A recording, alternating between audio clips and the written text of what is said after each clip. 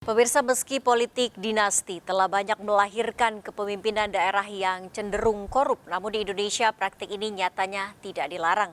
Lalu perlukah aturan guna membatasi kepemimpinan dalam sistem politik dinasti? Berikut liputan tim Delik RCTI.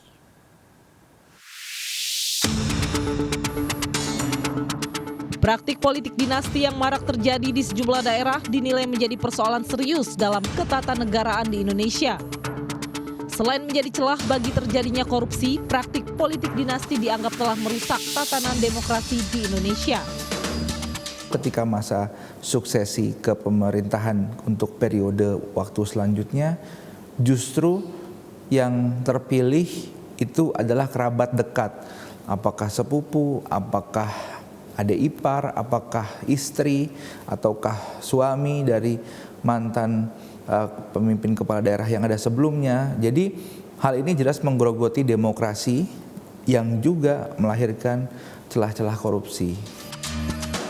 Meski MK menilai pelarangan atas praktik dinasti politik sebagai hal yang ilegal karena dinilai membatasi hak politik seseorang, namun MK dianggap kurang mempertimbangkan aspek keadilan bagi masyarakat.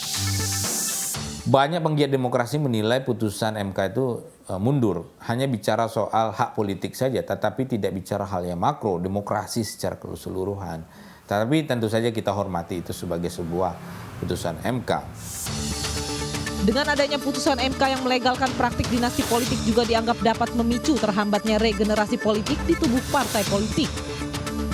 Bahkan menutup peluang bagi calon-calon pemimpin potensial yang tidak dapat maju ke panggung politik karena tidak memiliki terah politik dinasti. Ya kalau kita mengacu pada putusan Mahkamah Konstitusi memang mengatakan kita tidak bisa memilih lahir dari keluarga mana gitu ya. Yang menjadi tantangan kemudian adalah prosesnya, proses pencalonan yang tidak demokratis. Jadi ibaratnya ketika orang mau lomba lari, yang satu sudah siap berlari, ya misalnya kita katakan mereka yang dalam lingkaran kekerabatan elit ini sudah mau lari, tapi mereka yang tidak punya modal tadi ya, hubungan kekerabatan tadi yang masih berjalan, startnya sudah tidak sama gitu.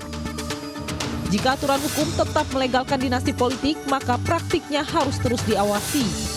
Partai politik sudah seharusnya memilih calon kepala daerah secara terbuka, bukan hanya mengandalkan dinasti politik yang minim kompetensi.